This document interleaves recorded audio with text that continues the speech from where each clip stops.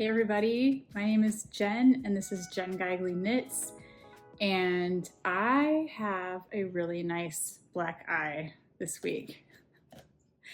I put on sunglasses so I wouldn't startle you. It actually doesn't look that bad with my glasses on, but I have a really nice shiner happening. And so when I said last week I wasn't sure if I was going to do a video, this week I really wasn't sure I was going to do a video because it's just weird, and I was just out of sorts this week. I'm totally fine, by the way. I'll just tell you what happened.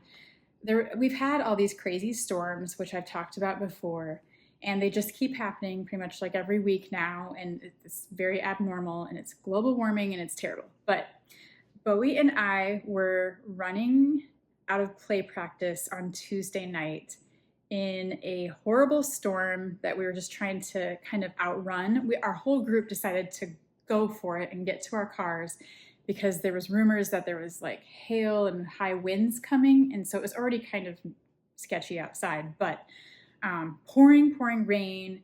It was dark, it was evening. And so Bowie and I are like, let's go for it. I did have a raincoat for him because he does not like storms, and any kind of help you can give him to get through it is a good thing. So put his raincoat on. I'm like, let's run together. We've got this. Ran kind of far across the parking lot through the rain.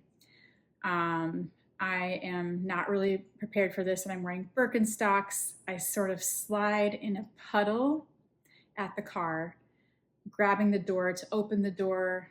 I just want to do this all really fast. You know, we're in a hurry, we're rushing, we're trying to get out of there. I'm like, stressed. And I pull on the wet door, simultaneously kind of slipping in this puddle in my sandals. And somehow the door corner hits my face. And today is like day 3. And, it's going to get darker before it gets better. So it's sore. So everybody's saying like, ooh, does that hurt? Yeah, it does, but I'm okay. And I'm so lucky that it didn't hit me any higher than this because my eyeball is fine. It just hurts, like this part of my face hurts. So yeah, I didn't want to do a video this week. I didn't knit much this week. We are in full swing summer break. There's a lot happening, a lot going on this weekend. So today in real life, like I'm filming this on a Friday, but today is a Saturday, and in real life, my daughter and her band are playing our city's Pride weekend, which is so exciting for them. It's like a really big gig. It's very special. So we have like outdoor stages and stuff, and they're going to be playing on one of the stages today. And they also have another show tomorrow. So it's like a big weekend for them. Bowie's been in summer school. That's been really fun. And I've been like totally wearing my sunglasses through the school because see, this hides everything. But I've been wearing it, indoors to not have to answer all the questions. Like, I'm fine. Everything's fine. I'm safe and fine. But yeah, people worry and wonder, and I understand. It's sad that we have to be like that, but that is like the reality, and it sucks. But I am fine. The day after this happened, I went to the art center and did this big training thing where I teach autism art classes for kids on the spectrum at our art museum once a month, we're teaching that class this Sunday. So we have that coming up. And the day after I got this, which I was really sore and kind of swollen, I had to give a presentation at the art center, kind of a training for the summer staff and the summer teachers who are teaching classes this summer. And we did a little autism training on, if you have students in your class, how to best teach them, and just some tips and like a little, things that we've picked up in our classes we like to share. And especially as parents. So 2 of us in our little team of teachers have kids with autism. So I think we come from a unique perspective where we can share some things on how to teach those kids and include them in your classroom in a positive way. And so we shared that training, which I think was really good. And I would totally do that again. It was like, I think it's a valuable, good information to share with teachers, especially if you're not in a school setting. You're still going to get neurodiverse children in your classes. So I don't know. I think that was a good thing to share. So yeah, we've got Pride, play practice, which is how I got her. But Bowie is making his acting debut in August, and so they're gonna be performing Frozen Junior. It's very exciting. The practices already are making me tear up because they're so beautiful. So the whole cast is made up of kids who have Down syndrome, autism, cerebral palsy, like vision impairment, hearing impairment. There's like deaf kids. We do some of it in, not we, the kids do choreography in sign language. It's the most beautiful, moving experience already just in practice that all of us moms and parents and caregivers are all like, you know, just speechless watching this all come together. So Bowie has been cast as Sven the reindeer in Frozen Junior, and that part is actually a speaking part. It was fun to find that out because he's a reindeer. I don't think he speaks in the movie, but I think Kristoff does like a little voice for him in the Frozen movie. But in this production, it is a speaking part, and Bowie is really, really good at voices, accents. He can he's really good at like imitating or coming up with voices for characters. And so he came up with this perfect reindeer voice. It's like he was born to play this part. And, you know, we were kind of getting ready to show the directors, you know, what parts we were maybe interested in, you know, and what he was ready to show them. And I'm like, you have to do that reindeer voice for them. You know, he was doing it at home, but I didn't know if he would do it at the Playhouse. So he did, and he got the reindeer part, and I'm very excited for him because that's what he really was hoping for. And it's so sweet to see these kids kind of live out their dreams and really bloom and blossom and show what they can do on stage. And so it's been really cool. So we practice two to three times a week.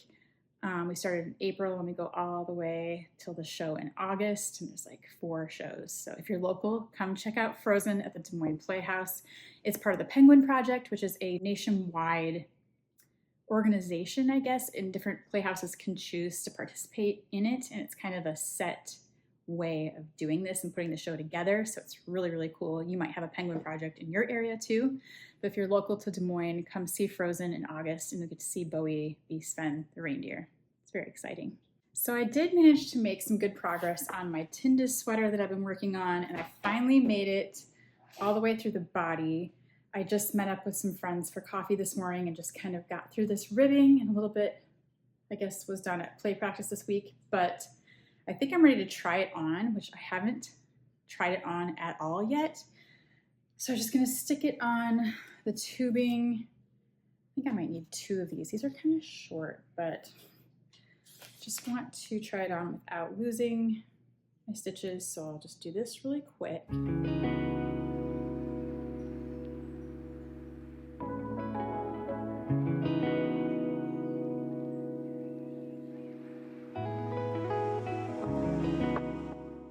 Okay, I think I have it split pretty well between the needles and the tubing, enough where I can just try it on. Just have to find which way is the back and the front. And I didn't bind off yet because I want to make sure it's the right length that I want it to be.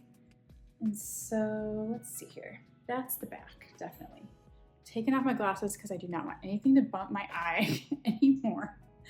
So let's try this on. I think it's a little oversized, and that's what I'm hoping for. So it's looking good. I've been really lucky with sweater fit lately, but I just have been trusting the pattern and not making any adjustments, and that seems to work out for me. I'm a designer, so I trust the designers. I know what people go through to get these patterns ready to publish, and especially for, you know, a yarn book like this with the Sandnes yarn, I trust the Norwegian knitters. But this is, you know, obviously not blocked, but looking fantastic up here. I think the length is good. I want it to be, you know, oversized with jeans, and I think it's hitting at the right spot. And so I'm ready to bind off, I think, for sure. And then I'll just be doing these sleeves, which shouldn't take long now. And I'm loving this. I'll go back a little bit further. I'm wearing a dress, so it's a little, but that's cute too. I will do the sleeves next. It is a long sleeve sweater. This is the sample. hers is kind of oversized too. But yeah, I feel like this is just right and ready to bind off, ready to knit those sleeves, and then I will be done with this Tinde sweater that's been on my needles forever. But I love it. It's so cool. This could be a contender for maybe a Rhinebeck sweater or one of them that I wear that weekend. So yay, loving it for sure. And for this sweater, and I'm sure I've talked about this before, but I'm using Sandnes Garn, Fritidsgarn, which is maybe a heavy worsted or maybe even a chunky. And so it has gone really fast when I've had time to knit it. And I think I'm using US, what size? 9s for the body, 7s for the ribbing. It turned out just how I wanted. I knitted my regular size, and I think it's meant to be a little bit oversized with a little bit of positive ease. And so it does look, I think it's gonna look just like this or pretty close. Super happy with this. It's been super fun to work on. I'm excited to wear this in the fall. These colors are so different and fun, and I really like this brighter red orange, and I can't wait to block this out and, you know, wear it when it's cooler. It's a little warm right now. But yes, it's good. So as I was saying earlier, I did not want to do a video this week. I was probably not going to do it last week either, just with the summer busyness, but then I really didn't want to do a video with a black eye, even though it might not be that distracting. I have no idea. Is it terrible to look at? I can't really help it. And I can just see it from my eye. I can see like the puffy part of it in my field of vision all the time. And so it just is very distracting to me. But then my daughter was also saying like, Mom, your eye is really dark and it's probably going to be like that next week too. It's not going to just go away really fast. So I'm like, yeah, and it's like, fine, who cares? So anyway, I didn't have much knitting to share again because it's just been so busy. And then I had to honestly lay down and rest after I got hit in the head. You just need to stop sometimes and be like, okay, maybe I'm doing too much. Everything's going so fast paced. I need to just chill out and take a nap, you know? So I did ask on Instagram this week. I just made a post on my stories and I'm like, I don't know what to talk about on YouTube this week. Ask me anything, send me your questions. And so we did that, which takes the pressure off because I didn't have a lot of knitting to share. Again, just that, section of that sweater, which I am very proud that I got that done. But you guys sent a ton of questions in my Ask Me Anything post, which I didn't expect. I was like, maybe I'll get 2 questions and that's great. But I got a lot of questions. So I'm not going to get to them all, but some of them were really good and I want to try to get through as many as I can. Number one question that really was an eye-opener for me.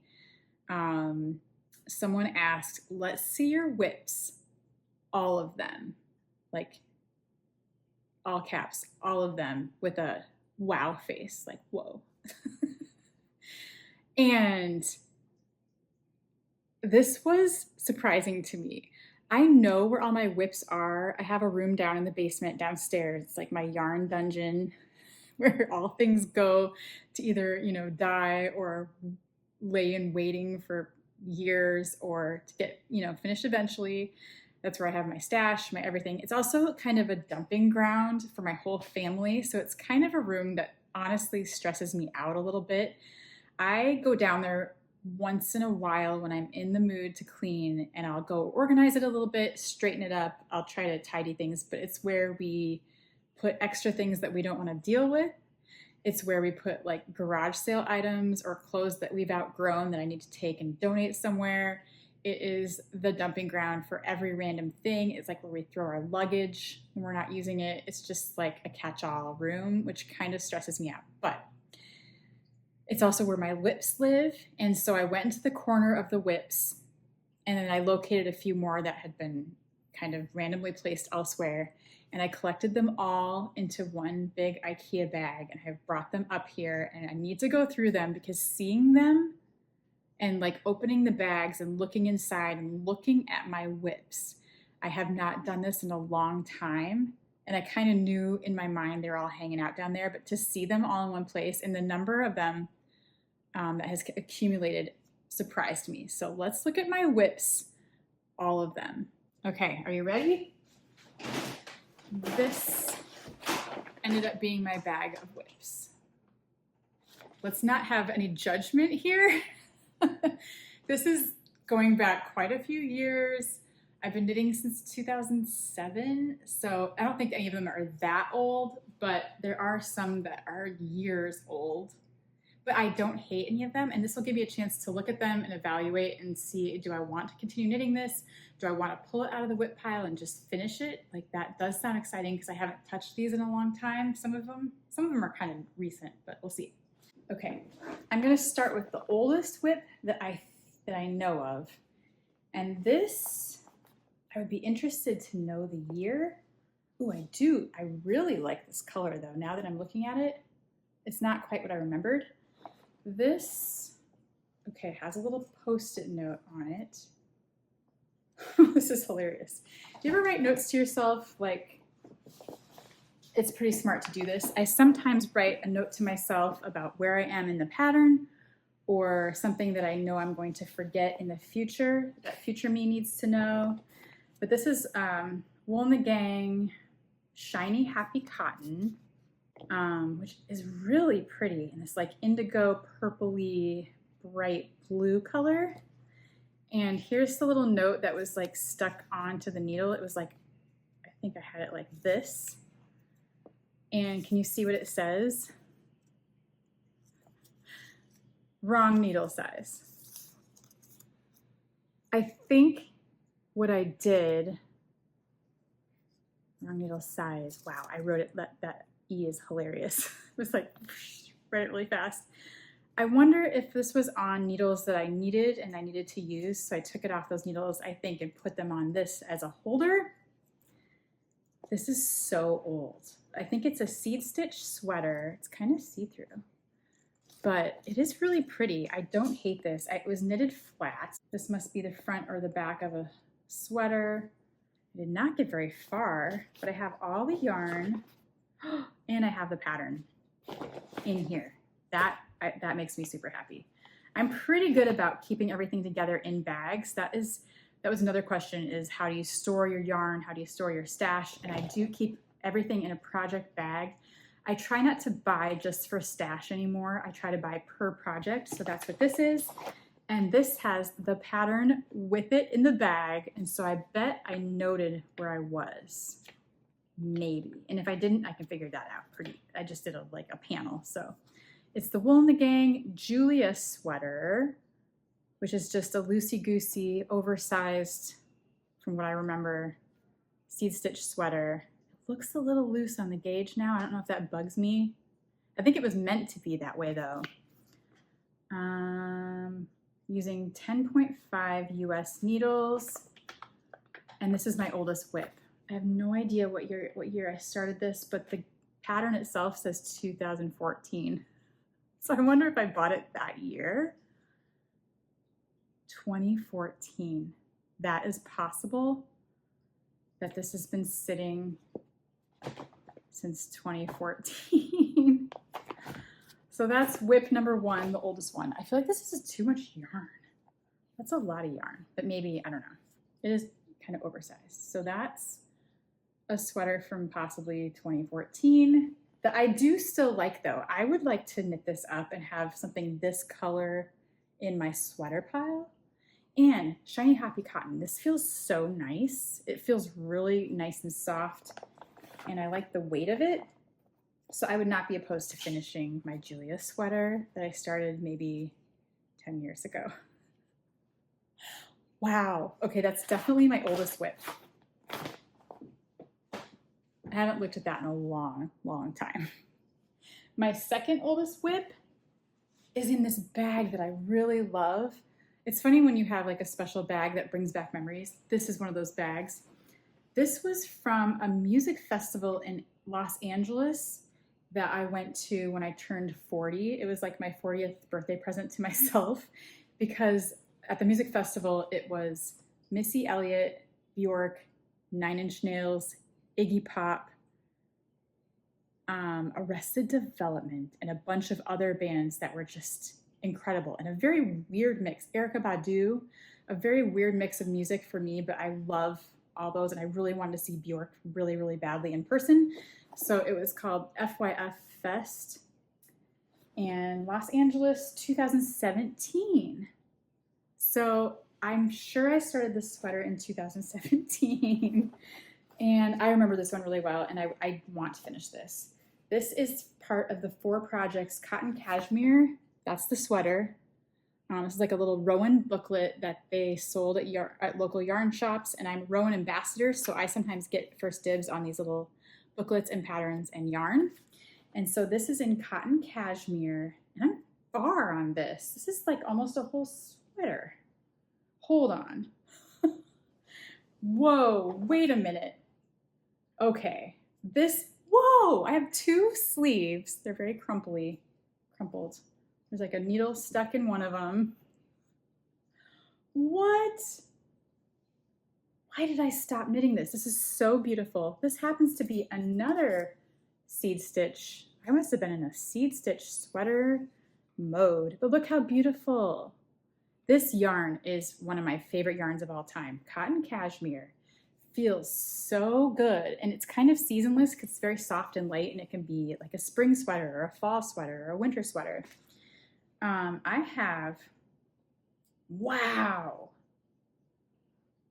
the whole thing done. What in the world was I waiting for? Why did I stop? I would totally wear the crap out of this. There's the front, there's the back, completely. I did not in my mind think this was this far. With 2 sleeves almost finished, I think I was doing 2 at a time. What? This is a beautiful sweater. And it's also kind of oversized, all beautiful seed stitch. Look how pretty it is. In this beautiful gray. I was definitely doing these 2 at a time. This is so funny. It is so good that you asked this question. Who asked this question? Whoever it was that asked this question, I am Amy V. Thanks for asking me this question. Let's see all your whips. All right now, I dare you all to go wherever your stash is and go get out every single one of your whips, take them out of their bags or containers, and go look at your whips and decide, do you want to frog it? Do you want to finish it? I'm going to finish this. This is going in my working on pile for now, right now. So I totally want to wear this. In my mind, I had not finished the front and back or had started sleeves. But this was from a long time ago, 2017. This is so sad that I let this sit for this many years. Oops, I lost the stitch marker. Oh my gosh, this is beautiful. I love this. Okay, I'm just gonna finish these sleeves, seam it up, and I'm gonna have a sweater in no time. What a surprise.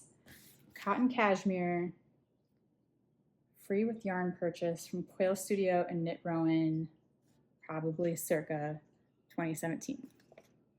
So yeah, something I'm learning already is the best thing you can do, and if any of you are a new-ish knitter, whenever you stop a project, make sure to take a moment to put the pattern in the bag with all the yarn and the whole project in one bag, because now, even though it's been years, I can pick that up and know what to do next. And I have every supply I need in there. Same with both of those, even though they're many years old, everything is there. And so that is my number 1 tip for today. Number 1, go look at all your whips. Number 2, if you stop a project and even if you think you're gonna pick it right back up, just in case you don't, put everything in there, make a note of where you are, underline it, do something. Make a little post-it that said, this is the wrong size needles, something. Put the pattern book in there with all the yarn and everything so you don't have to hunt that down later. This is working for me so far. So thank you, Jen of the past, for doing that. Okay, next whip lives in my bag from the Cure concert, and the concert was last summer, so I know this whip isn't that old. So I'm judging by literally my concert bags so far and what year that was, and they all have a year on them. So this is 2023. I saw the Cure in Minneapolis, so good. They sounded so fantastic, by the way. So this is another cotton cashmere. I remember what this is. Cotton cashmere is this beautiful rowan yarn, by the way. I love the feel of this yarn. I love knitting with it. It's a little bit bouncy. It doesn't have a lot of stretch, but it's so good for sweaters. And I was knitting a tank. I think, was it held double? No, it's not even held double.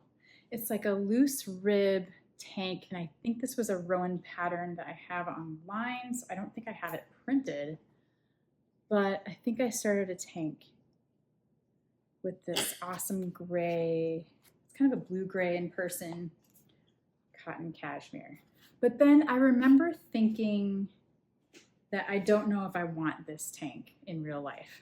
And then I think I found, this is in the past, another tank that I wanted to knit instead, but I didn't want to rip this out in case I did want this. This is really cute now that I see it. It's like kind of almost a shaker rib, like looser. It does look kind of big though. I don't know. So I'm gonna decide if I need to frog this and start something different. But this yarn is amazing and it needs to be put to good use because it's beautiful and I love this color. This is a very me color that I really wear a lot. I have a lot of this. I have way more in, I wonder if I originally wanted to make a real, like a long sleeve sweater because I have a lot of this yarn. Look how much, plus the one that's on the needle. I might have to reevaluate this project and see if that's really what I want to make with that. But for now, it lives in my cure bag, which is, you know, moody and dark. So at least that's all there together. And somewhere, I do not remember. See, that's bad. I don't remember exactly the tank I was knitting. It must be on my laptop, but I might have to hunt that down and see what that was. But it's beautiful. Whatever this is, this might be worth frogging and starting over. So maybe I'll just be honest with myself. Maybe I can do that tonight and just have a fresh start, and then I can find something else to make with this, a tank or a regular long sleeve sweater. My next whip lives in this little cute IKEA Pride bag, appropriate for this weekend. And inside lives my single finished contrast blast sock by West Knits by Stephen West, which was a knit along 1 or 2 years ago, maybe just last year, but I only finished one sock. And I love it. I love this sock so much. It was so much fun. Look at all the little different little areas of pattern. And so in here is my extra sock yarn that I have to knit the second one. And I do want to knit the second one, so I'm going to leave this all here together for later, sometime. But this is definitely a whip I want to finish. Then that brings me to another field bag of socks. And these are kind of, one is new and one is old. But let me just look and see what's in here. Okay, this is an Andrea Mowry sock from one of those Thanksgiving knit-alongs that I started, and I think I took it to Rhinebeck one year too, but did not get very far. I knitted a little bit on this, and it has a mix of spin cycle, and then I just used Stroll from Knit Picks, and it's super cute. What is the name of this one? I do not remember, but this can totally live in this bag for now, and I will come back to it because I really wanted these socks.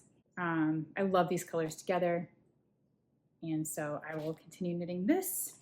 Oh, maybe this is it. Curio, is that it? There's highlighter on it, which is a good sign that I must have kept track of something. That I would like to continue because I love. Look at the fun color mix in this weird skein of whatever spin cycle this is. That's fun. The newer sock that I have in this bag that is sharing bag space with the other sock is this, I think it's called the Downstairs sock by Mary Jane Mucklestone. It's from that Grand Shetland Adventure Knits book, and it's so cute. Why did I stop knitting this? I think I forgot. I did it in the original colors like the sample. I saw this last year at Rhinebeck. in the book barn next to their book, and I freaked out over how cool these socks are, and so I had to start that. So that is in this bag with all the yarn, luckily. So I'm gonna put all these socks back in here together in their little home because that's how I remember putting them in there. And so it's good to like do what you remember doing so you don't confuse yourself even more. With the curio pattern, let's just put it all back in together, and someday I'll be back in sock mode and ready to knit these. Those colorwork ones are really fun. So the Grand Shetland, that would be nice for this fall, or this, maybe I could wear them to Rhinebeck this year. That would be a good goal. I need to work on my whips. Next whip is in this Bagoo bag, and that's what I was mentioning before, is a lot of the questions were asking how I store projects and stash, and my favorite way is in a Bagoo, and I just tie the handles together and it's all contained and it's not gonna roll out or get pilled or fuzzy from being in a different kind of bag. So I love the slick bags for holding projects. And this is not what I thought. I thought there was a hat in here. I wonder where that hat is. I have a hat somewhere. I'll have to find that now. Now I'm remembering more whips. But this is the Noctuide cowl from Brooklyn General from Catherine Clark that I forgot that I didn't finish. This is like the butterfly moths. It looks a little crazy on the inside, but you make a liner for the inside to hide all your floats with this. Is this Mayak? Yeah. This will be a liner for the inside of this once I finish. Dropped it. I got a little like not in the mood to work on this because it's a lot of 3-stranded color work. So you have to use 3 strands in these sections. And I was just getting like kind of annoyed, even though it's not that much. There's a sweater of this that's beautiful too. But now that I know how much work it is untangling the 3 strands, I would not want to do the sweater, but it's so pretty. I love the yellow, obviously, with these colors, these natural colors. I got all the yarn for this from Brooklyn General. This is the yarns they suggest in the pattern with the liner yarn that they suggest. This is optional, you don't have to do this. But this is the Salty Dog Spin Cycle, which I love, these like yellow-orange mix. And then these neutrals. So this is coming back out of my whip.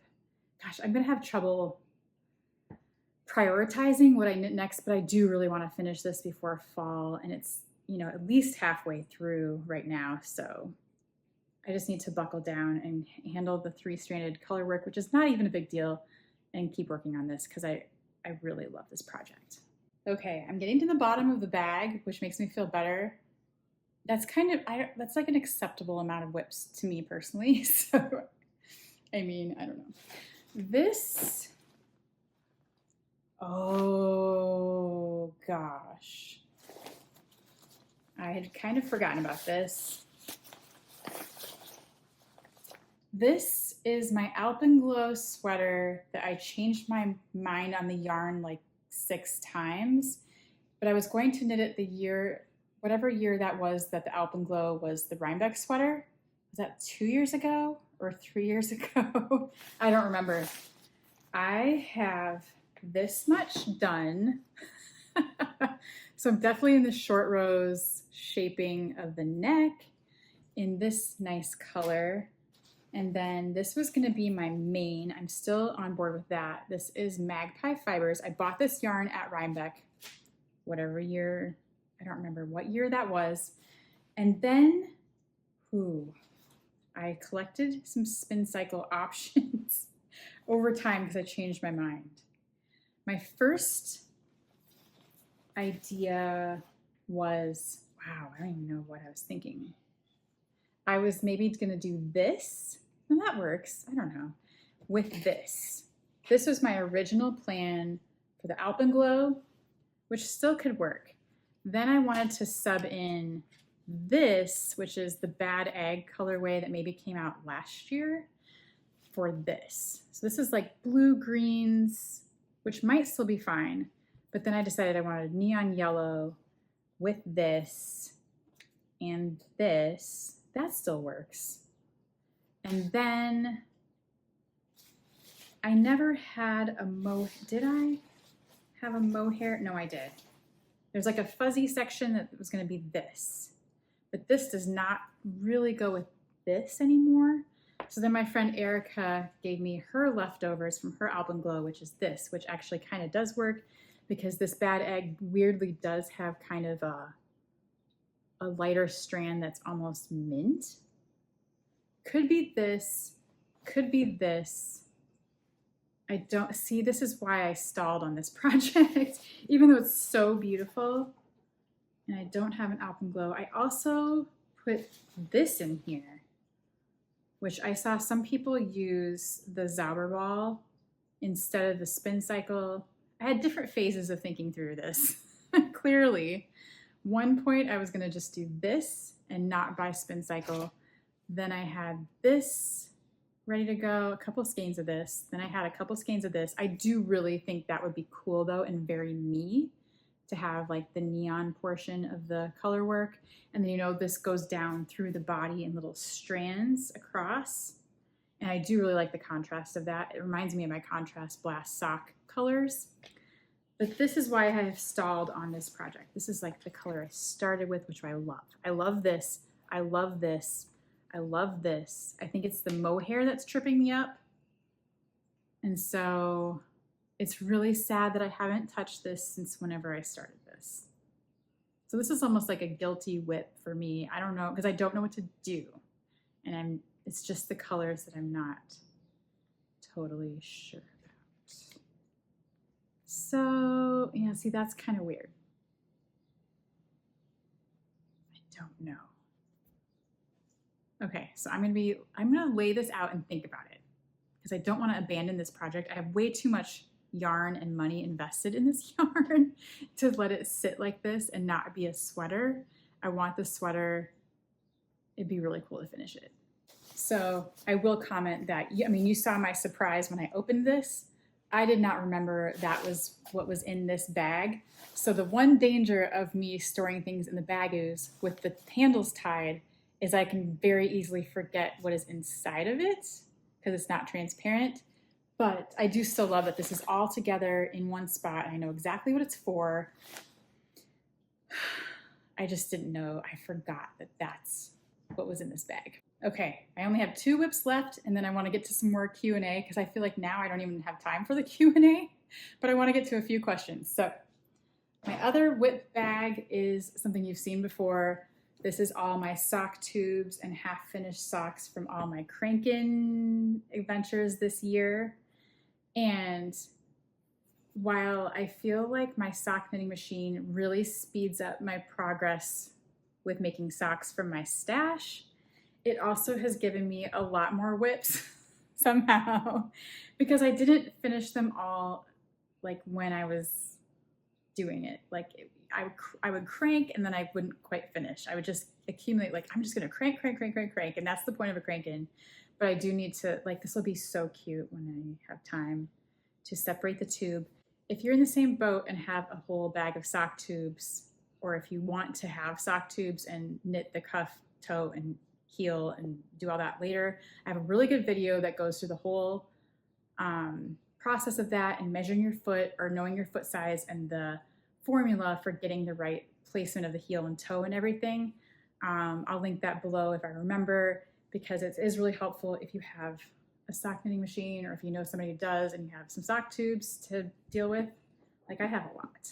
So this is going to be included in my whips because I could have a good sock collection. Like, I could be very proud of my sock collection if I could finish these socks. I mean, I want to wear this right now.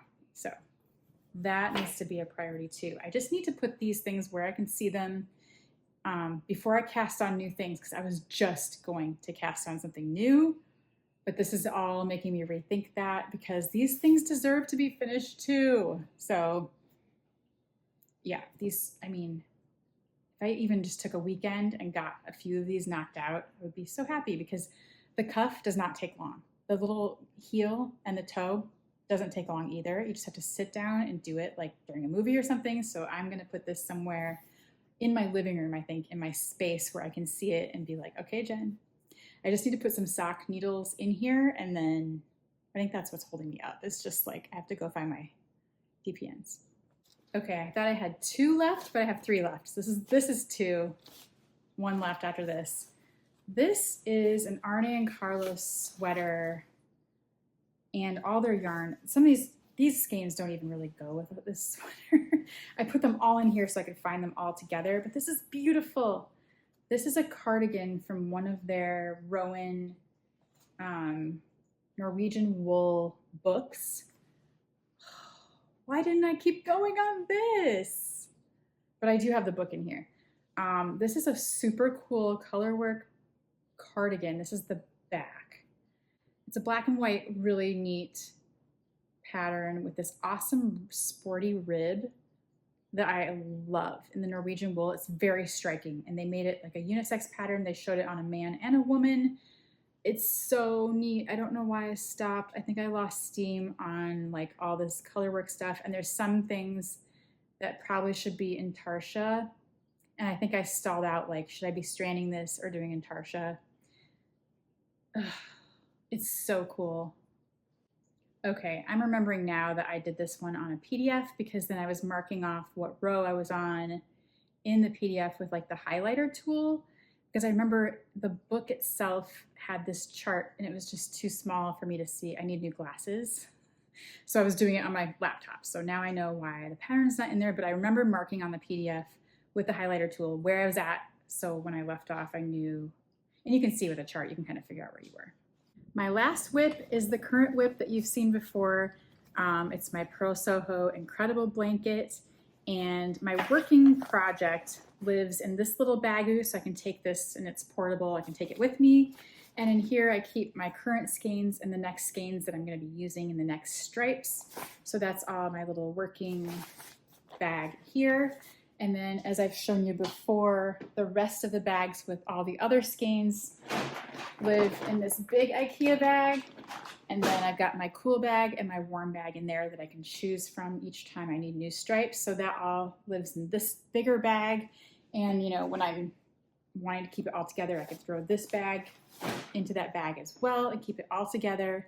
So that is my last whip and the most current. And that's an ongoing one that's going to take some time, and I'm aware of that. But seeing all these whips here together now has really changed my perspective and has kind of made me rethink what I was just going to cast on, because one of the next questions was, what sweaters are you planning to knit for Rhinebeck this fall? Which we all know we have to kind of knit them now. And I am planning on going to Rhinebeck and the outlying festivals this October. So that's what I was just thinking I was going to cast on, is some new Rhinebeck potential sweaters. But now I'm not so sure, looking at my whips, if I should be finishing these first or starting something new. I don't know now, so I need to look through everything. But let's look at what I was thinking about making for Rhinebeck. One potential sweater I'm thinking about knitting for Rhinebeck is called the Wave Sweater, and you've probably seen it because it popped up all over my Instagram for a while there. And it's by Spectacle Strick. And I already had this Rama Garn in my stash in this nice olive color, dark olive. The yarn itself is called VAMS, V-A-M-S, and it's kind of a heavier worsted or a chunky. And then the Wave Sweater calls for like alpaca or, you know, a fuzzy yarn. And I already have this in my stash, which I used part of this. I had a bunch of this for a whole sweater that I was going to knit, and then I decided not to. And I used a bunch of it in my Mabel sweater that I had made like last fall with knit collage. It was the big stripy one. It had stripes of this along with the knit collage yarn. And I think this would be perfect together for the Wave Sweater. So that I was considering casting on until I saw my whips, but I still wanted to make this sweater, so maybe we'll see. And this is another one similar to my Tinde sweater that's going to be on big needles. So maybe I can manage this as well. So I've got a bag of this yarn set aside for that. And I think these colors are good, like a good contrast, kind of a different color combination, but fun. And so that seems kind of exciting to me.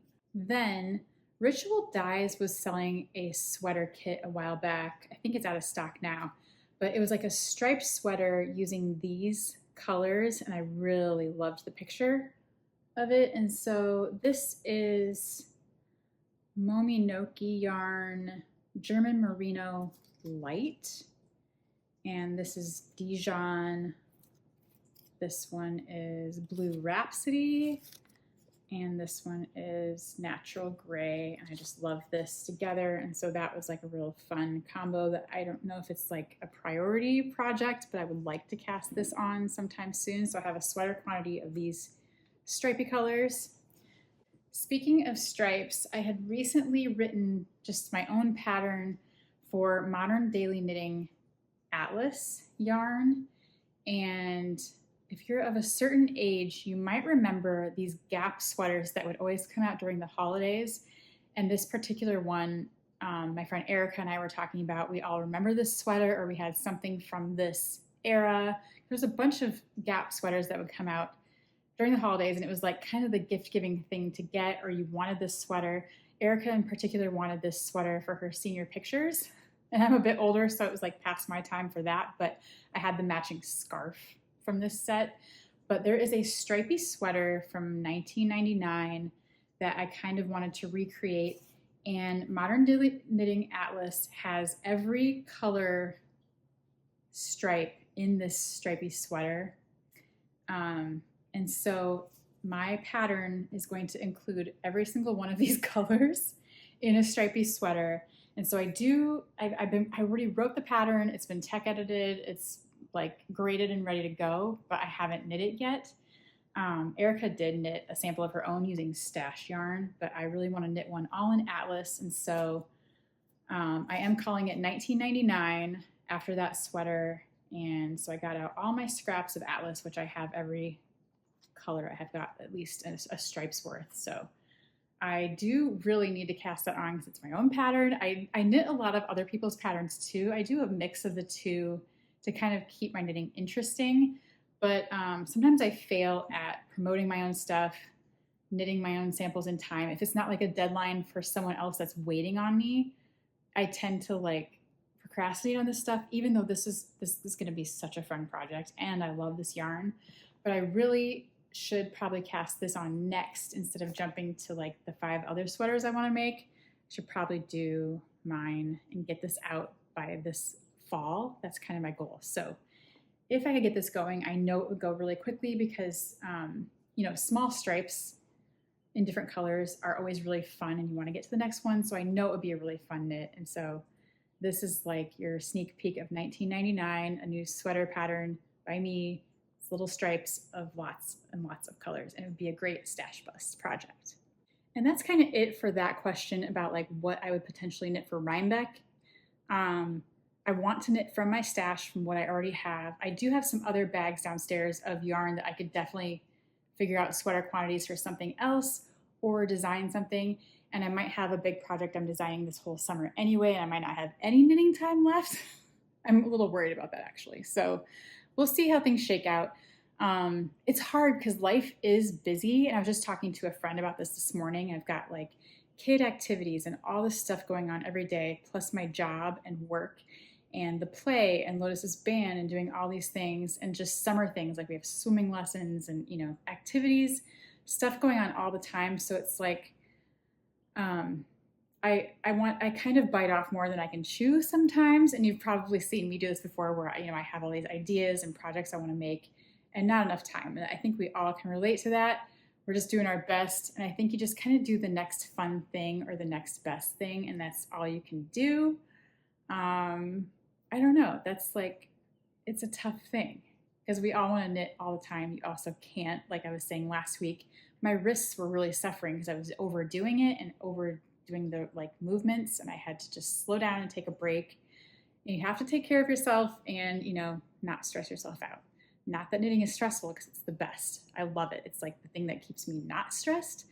But, you can only do so much in a day. Let's get back to the questions. Okay, some of these I'm not even thinking about them ahead of time. I'm just going to answer them because I don't have a lot of time left. But where does your inspiration come from? Do you ever have a design slump? Yeah, all the time. My inspiration comes from fashion. Like, I love looking at the fashion show photos that pop up on Instagram during Fashion Week and all that stuff. Music, and then just things I want in my wardrobe are usually what I want to knit. It's just things I love, things I want to make. That's where my inspiration comes from. And that might not align with the trends or what anybody else wants to make, but I do want to make what makes me happy. So that's kind of where I start usually when I'm designing something. I really, really want to in the maybe next year. I was thinking I could do it this year.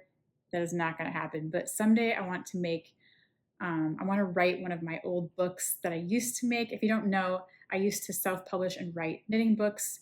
Starting back in like 2015, I started doing this where I did a book a year for a little while. All my own designs, I would knit everything. It would take an entire year to put it together, and then I would come out and like self-publish a book. I really have been itching to do that again and just have total control over the whole process and just dump out whatever's in my brain. But the time is the biggest hurdle for that. So someday I want to do that again. Okay, next question is, I'd be curious to know the process of designing for others, like knit collage, for example. So this is fun.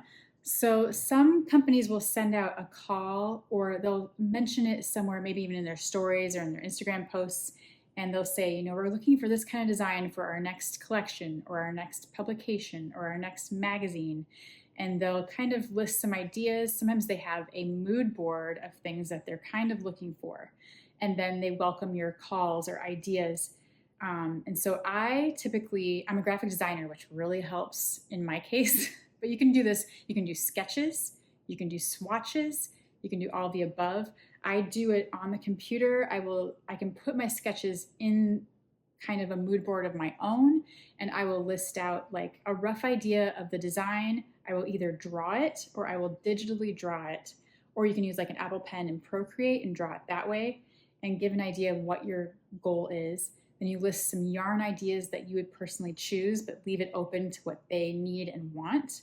And then color ideas, and just kind of list out all of this. I just make a board, basically a PDF that I send to them for these calls, and kind of submit my ideas, and then you either get chosen or you don't, and then they'll give you like a timeline to finish the item and write the pattern and do all of that, and then you go through a tech editing process and like a publishing process, and this is all done months and months, if not a year ahead of their deadline. So you're always working way in advance. So like I might be working this summer on something for the next year, and that's kind of where I'm at right now. And so like the stripy sweater I wrote for myself, like on my own, I wrote that probably in January, and then went through tech edit process, grading process, all the writing stuff, which is another like brain heavy thing. And then now I need to knit it. And so it's like, it all takes so much time, but it's so much fun. And I love, love, love designing. Next question, and this is a good one because it kind of goes along with my whips and what I was just looking at.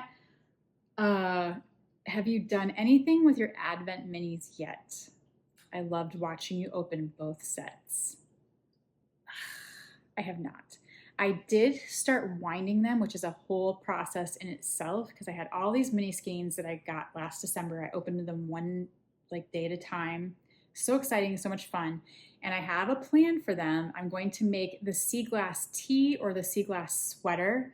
I'm sure you've seen this on Instagram or somewhere as well, because it's a very popular pattern, but it uses mini skeins, and you have like very thin stripes of these mini skein colors. It can be a combination of all the colors, anything goes.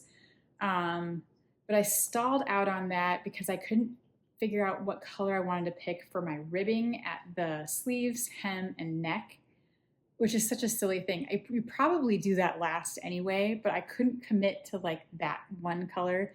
But I really just started winding my minis, which is the first step, and I have them all together in one of these baggy bags, just like I was showing you, so they're ready to go.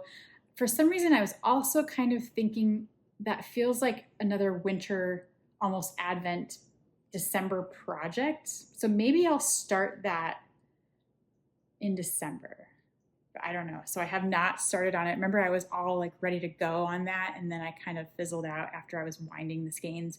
and being indecisive about my ribbing color, but I have ideas and I do want that sweater. It does look really fun to knit. And so maybe December.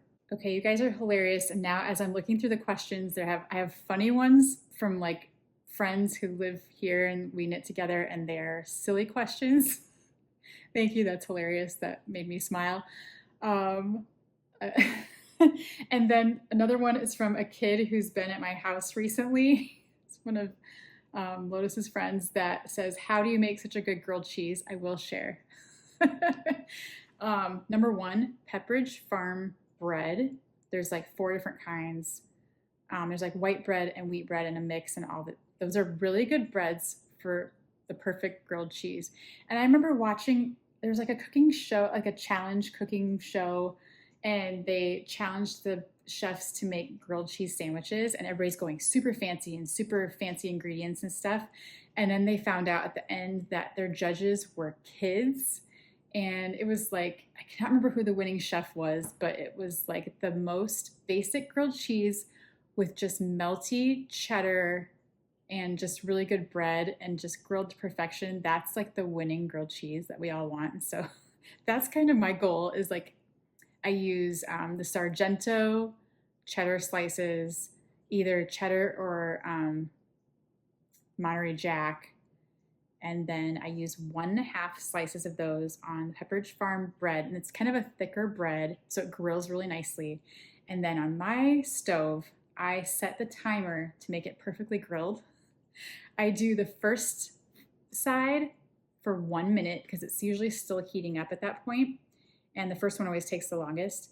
And then when my stove timer goes off, it starts beeping again every 30 seconds. And so I just keep that going, which is probably really annoying for my family. But then every 30 seconds after that, I'm flipping and putting the new sandwiches in and flipping those. And that's like the perfect timing, and it gets like perfectly grilled every time and like nice and crispy. That bread gets really nice and like not soggy, but crispy grilled. And that's how I make such a good grilled cheese. So thank you for that question. Next question. This is a really good variety of questions. How did you meet Bo? Bo is my husband. And this year will be our 20th anniversary, actually. And we met in the year 2000. Do you remember, anybody used to watch Conan O'Brien a long time ago, and they would do the little segment of in the year 2000, and they would sing it like, in the year 2000. That's what I think about when I say that. Anyway, we met on a blind date. This is pre-internet, pre-dating sites, I don't even know if I had a cell phone at this point. Did I have a cell phone in 2000? I was really late to get a cell phone, and I don't even think I had a cell phone. But I had graduated from college and moved to Des Moines. He already lived here. I did not know who he was, but I hung out with a group of friends that I would see like once a week or something, like after, I don't even know, on a weekend. And they kept telling me about this guy who was apparently perfect for me, and we had so much in common, but this guy was never with them. And so eventually one night they said, "Can we give him your number?" And I was like, "Sure, I guess." And so then they did. And then I forgot about it, and some time passed, and he didn't call, and I kind of forgot. And then randomly one day he did call, and I was like, "Who is this?" Because I'd forgotten about the whole thing. And then he explained, I'm like, "Oh, yeah, you're friends with whatever." But they set us up basically. And he asked me out to coffee at this really cool local place called the Chat Noir that's no longer here. But it was like a really neat coffee house, and they had like crepes and fancy little snacks and things like that. So I met him one night there. He picked me up, and we went to the Chat Noir, and we had coffee. And I think I had like a lemon crepe, and it was really nice. And we hit it off immediately. We had everything, all these different things in common. We're both graphic designers. We both played guitar. We liked all the same music. And you might not know this, but I'm like a metalhead. I liked like punk and alt music and like weird things that a lot of people who look like me don't really like usually, like a lot of metal bands. And he liked every single one of those. And so we had all these things to talk about, and our professions were the same. We both went to Iowa State for a bit, but did not see each other there, but we were probably there at the same time, and just all these interesting things that were similar. And so we just started hanging out after that, and then started dating, and then got married and had kids, and here we are. Another great question: whatever became of the yarn bombed bikes? I don't know if you saw this last summer, but I was involved in a project in my city. We have a big bike ride every summer in Iowa called RAGBRAI, and it's the bike ride across Iowa. You ride from border to border and then like go through different towns. Each year is a different path. And last year, RAGBRAI came through Des Moines, and so we did a little art project where I yarn bombed 3 bikes, and then we ended up doing kind of a community bike where people made sections of knitting and crochet, and we put that on another bike. And it took me almost maybe a whole month last summer, maybe even longer. It took a long time, but it was so fun, and the bikes turned out so cool. Let me pause here and show you what I'm talking about.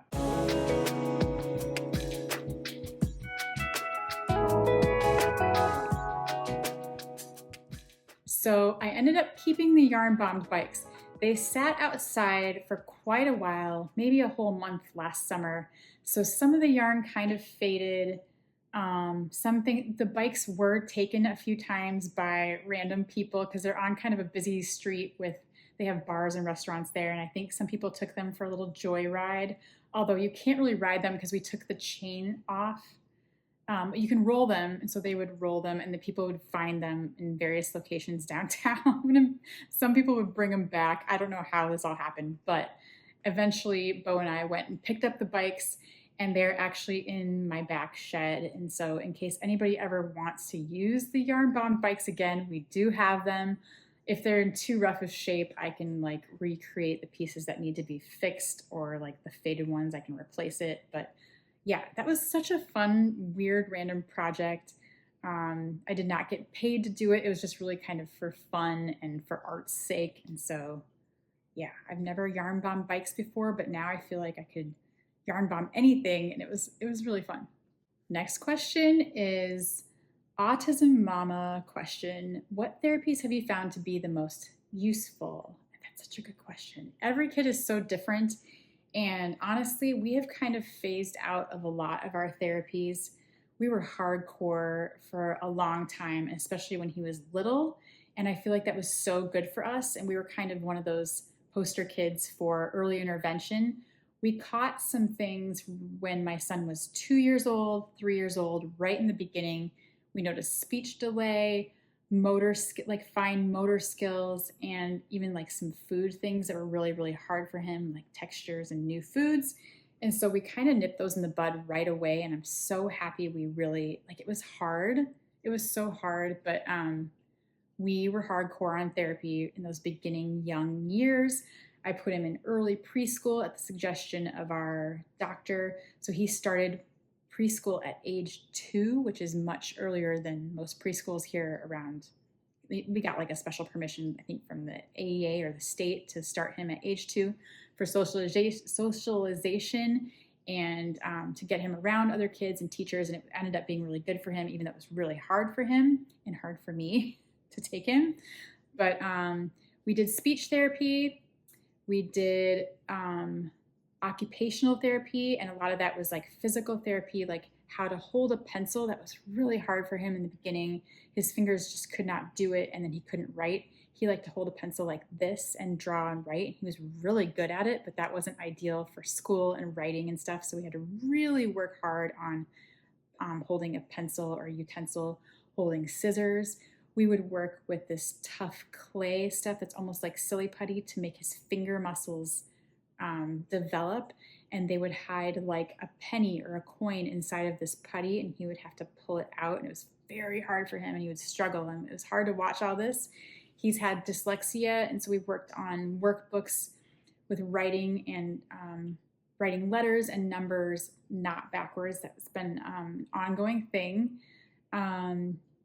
We did food therapy, so he had a hard time with a lot of foods, and he was very picky, and it was hard to get him to eat different things, and so we worked on that a lot. And all these things have really helped him get where he is today, where I feel comfortable kind of backing off a lot of those things. But we do like special individual swimming lessons. We were signed up for that in 2 weeks, which is really good. He's a great swimmer now, which I used to be really afraid of him around water. A lot of autistic kids are drawn to water, but they're not always safe around water. So we've come a long way with the swimming thing, which has been such a good peace of mind thing. And so we just continue to do what he needs when he needs it. And it kind of changes as he gets older. We're doing a special camp this summer before he goes to junior high, where he can get used to the junior high school, kind of like a soft opening, you know, for him to get used to those things. So we kind of find what he needs as he needs it. And I know it's different for every kid. So I do encourage you to go look around what's available in your area and see what's a good fit for you guys. But I also feel like it's okay not to do everything in every therapy, because sometimes what you're doing at home can really be enough too. And I think I learned from some of my therapists what I could do. And one therapist told me this. She's like, I can show you how to do this on your own, in your home, in your life, so you don't have to come to therapy all the time, because it can be like so much, especially school.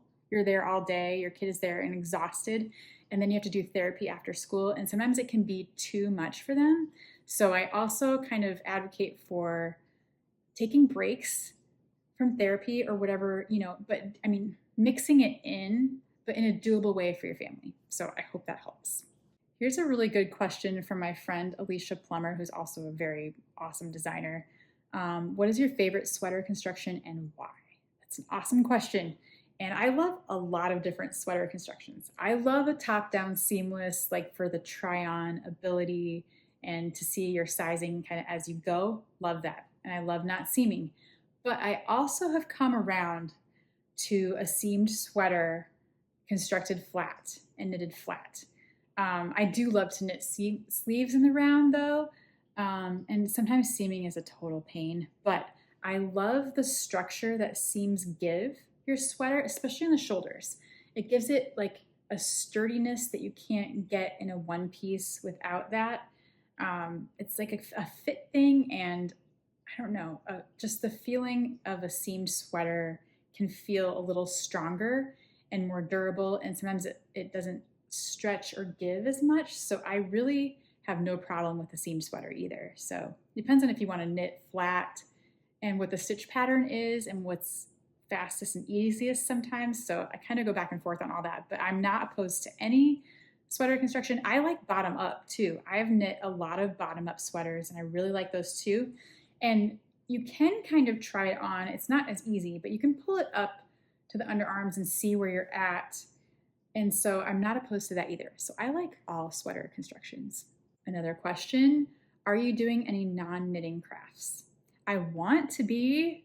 There's been so many times I've been trying to get that IKEA fabric out and I lay it out back here on the floor and I'm just indecisive about cutting it and what pattern. And so I want to sew really badly this summer and it's going to happen. And I just have to figure out a plan. Next question. Would you ever host a knitting retreat? Yes, and I have. My friend Erica and I, Erica is the one that comes to Rhinebeck with me. You've seen her in my videos. She and I hosted a knitting retreat here in Des Moines for years, almost 10 years maybe. And then we stopped during the pandemic because we also lost steam. Like that really kind of halted. We were on a roll though. We were good. We had our system in place. Erica used to own a knitting shop that was local. It was also half vintage stuff, so vintage clothing, vintage housewares, all kinds of things, but then it was a yarn shop and they had classes, they had events, and it was so cool. So she was used to like event hosting and that kind of thing, and then we started doing it together at this lodge at Walnut Woods locally, and it was so pretty. We would do it every fall. We would always pick the weekend of daylight savings time, so we had like an extra hour. And then we had like catered lunch, and then it's this beautiful lodge, and the beautiful leaves it was like right when the leaves were changing, and so it was really pretty out there, and we would just knit for a whole weekend, and it was awesome. But we somehow can't really get up like the steam to restart it for some reason, even though it was so much fun. And a lot of our friends locally have begged us to start it again. So maybe someday. It was called Knit by Midwest, like Knit X Midwest, like South by Southwest, the festival. But yeah, I loved hosting that event, but it is a lot of work. Sometimes you get people that end up like complaining about it, even though, you know, you try so hard to make it perfect. And so sometimes there's little things that are like catering. Sometimes the food thing is hard to figure out. And like, there's just these little things that make us kind of reluctant to start up again, but we know it would be really fun. So maybe someday we'll bring it back, but I don't know. Right now, I just like to go to knitting events. So maybe someday, we'll see. Next question. Do you still knit in the summer or do you take a break? I knit all year round and I don't really knit summer specific knits usually. I mean, I do want to make that tank. I don't know. I want all the knits. I want all the summer knits. I want all the winter knits, but usually in the summer I am knitting winter things for design work projects that I've been asked to do. Usually that, or I'm knitting Rhinebeck sweaters for the fall. So I knit year round. I definitely knit all summer long. I'm always making socks or something, but usually like winter sweaters in the middle of July. Here's a fun non-knitting related question from my awesome friend Yana in California. She's like a stylish, like you look to her for clothing inspiration and stuff like that, but she's also a special needs mom, so we kind of befriended each other over that. But she asked me what are my favorite hot weather styles? And I wish I was as fashiony and cool as her. Like I'm not good at picking out outfits, but here's my hot weather style. Like an easy linen dress. I have a lot of dresses that are just easy to throw on. I have t-shirt dresses, a lot of light dresses like this. I have hand-sewn dresses, not hand-sewn, but like machine-sewn dresses that I've done that are kind of boxy and loose like this out of fun fabrics.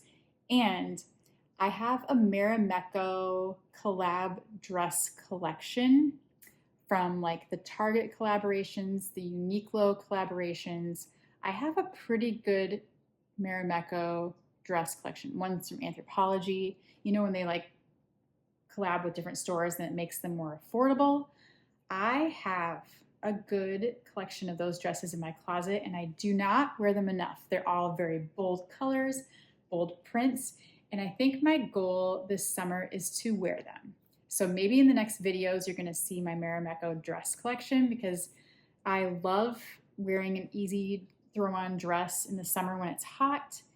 And I love the Marimekko bold prints and colors. So maybe this will be my challenge to myself is just to wear them this summer. I'm gonna wear them to the pool. I'm gonna wear them to swimming lessons and to play practice and during the day here at home because they are so cool. They're my favorite thing ever and they deserve to be worn. Another question. What are the pros and cons of the sock knitting machines? I'm thinking about getting one. I get this question all the time, and I've had so many of you tell me that you bought a Dean & Bean or another sock knitting machine because I keep showing them in my videos, and I'm so excited for you and happy for you. But there are pros and cons, and it's a very different part of the knitting hobby that isn't really like hand knitting at all. And so it's like, here's my questions for you. Do you like machines? Do you like figuring things out? Do you like taking machines apart and putting them back together again?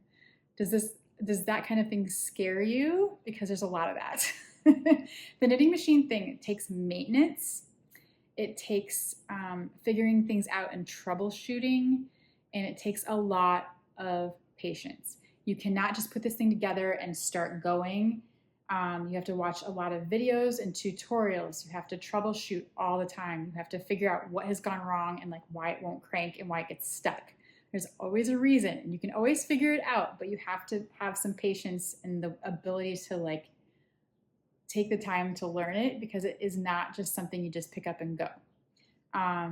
The knitting retreats or the sock knitting weekends that I have shown on this channel a bunch of times were so helpful in getting me learning to be able to do this on my own. I don't know if I could have got there as quickly as I did if I had just sat here by myself and tried to figure it out. But Dean & Bean is an amazing company. I love them to pieces. They are a family-run business. They do a fantastic job, and they have so many video resources that will take you every step of the way if you are willing to take the time to learn and figure it out. So I love that I can get through my stash, and that's why I bought the machine. I wanted to work through my sock knitting, my sock yarn stash quicker than I could physically do it by hand. I love knitting socks by hand, and I'll always knit socks by hand, but this helps me crank out tubes, which makes the socks easier to knit. I split them in half. I measure according to my foot size, and then I add the cuff, toe, and heel separately by hand, which takes a lot less time than knitting entire socks. So that's why I bought the machine. I have been willing to learn and figure it out and take the time to even attend these retreats and learn more so that I can keep going on with this sock knitting hobby. But it's a completely different animal. And if you're not into all these things, and if you're not ready to spend some time with it, it might not be for you. So go watch videos first. Go watch all the Dean and Bean videos, and they're going to show you what it takes to learn to use this machine. And then you can decide, is this for me or maybe not? So think about it. So I wish I could get through all the questions, but there are so many, so maybe I'll save some for next time, the next time I don't know what to talk about. But thank you for sending me questions, because seriously, the black eye threw me off this week and I didn't know what to talk about or if I was going to have a video at all, but this really saved me. So thank you for giving me something to talk about. The Q&A was really fun, and it was interesting to see what you asked, because there was a very big variety of different kinds of questions. But thank you for hanging out with me today, even though I have a black eye and it's awkward and weird. It's probably not that big of a deal, right? Just tell me it's not a big deal. But thanks for checking back. I do try to upload a new video every Saturday morning, so come back next week and I'll probably still have the black eye and I'll share what's new then. I have a playlist of these kind of videos called Knit With Me, so if you like videos like this, I have a ton of them. You can go watch those if you're bored. Like and subscribe if you would like to. It really helps out my channel. And thanks for hanging out with me. I hope you have a great weekend and a great week ahead, and I will see you in the next one. Bye.